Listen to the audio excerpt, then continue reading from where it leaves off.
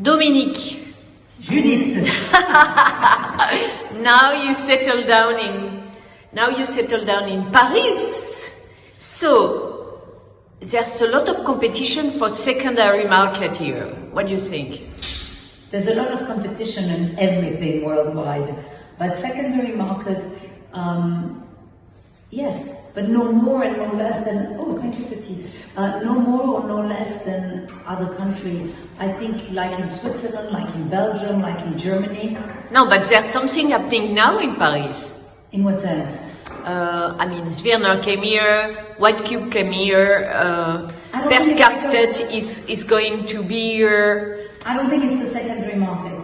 I think that Paris has always been an object of desire, a city where things were happening, and I think Paris for a while went on a pause, which was the rise of London, the rise of Berlin, and Paris was a bit on the side burner.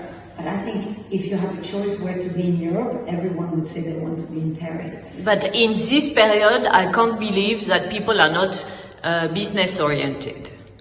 You are business-oriented, but business is indissociable with pleasure, with beauty, with light. And I think that there's an aliveness in Paris in the last 3 years, 4 years, 5 years that we have not seen in the last 15 years. And I think that's what has drawn all of us to come to Paris. Secondary market, there's not more secondary market buyers in Paris today than there were 2 or 3 years ago. There's more than there were 15 years ago. There's opportunity to get beautiful works of art from European collections, French collections, Swiss collection, but I don't think there's a change. I think there's just a pleasure and a commercial viability in Paris that in Europe makes more sense right now than London or Berlin. But come on, New York now is not a good place to live in this month. Sad.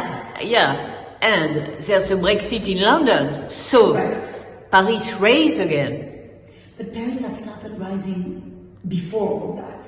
Yes, maybe now it's stronger. And with the opening of La Bourse and le Musée LVMH and the Energy Palais Tokyo, the great shows of the Musée d'Art Moderne, the renovation of the different museums, there's an energy.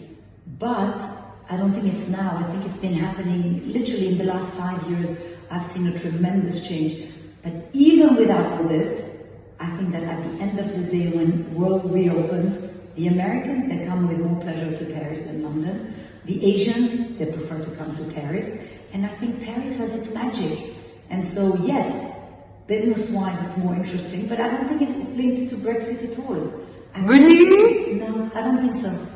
I don't think so. I think it's been happening in the last 5 years, independent. Of course, Brexit is pushing.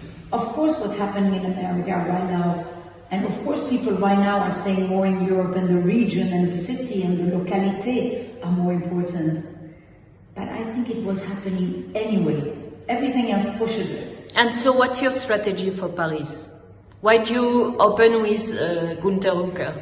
First, why do we open in Paris? Because we found, and I was looking for this space, and I love this space, and I knew this space for a very long time. And I felt we could find in Paris a space that has more soul, more character than what one could do in London today. Hooker, because when I saw the paintings that he made during COVID, and when I saw the incredible power of these paintings, when I saw that a man of past 90 was able to replace his absolute known language of the nail with the brush, with slashes of paint, that a man of 92 can paint 3-meter-high paintings and do such an essential gesture with such courage and such authenticity, I stopped everything and I said, this is our opening show. Because what was the previous? It was more a historical show combining all the different artists and estates we work with. And what are the prices? Of the painting? $450,000. €1, sorry. And you have a wonderful Martial Raysse. Yes, you know we work with Martial.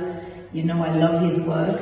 And I didn't want to open without putting on display one of our private viewing room a painting by Martial. To me, Martial is the first of all these artists that's been courageous enough to stay with figuration all the way through. He never pulled back. With a lot of suffering for years, he was ignored. Of course, still often is. less today.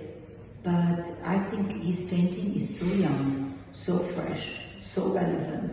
In the same way he was able in the 60s to be a real witness of what was happening in the street, I think today, in France definitely, but also in continental Europe, he really is a witness of what's in the street, and he translates it in painting. In the same way that, Mark Bradford is very much Los Angeles and what's happening in the streets of America. But you don't represent Mark Bradford. Of course not. But I'm talking about these artists.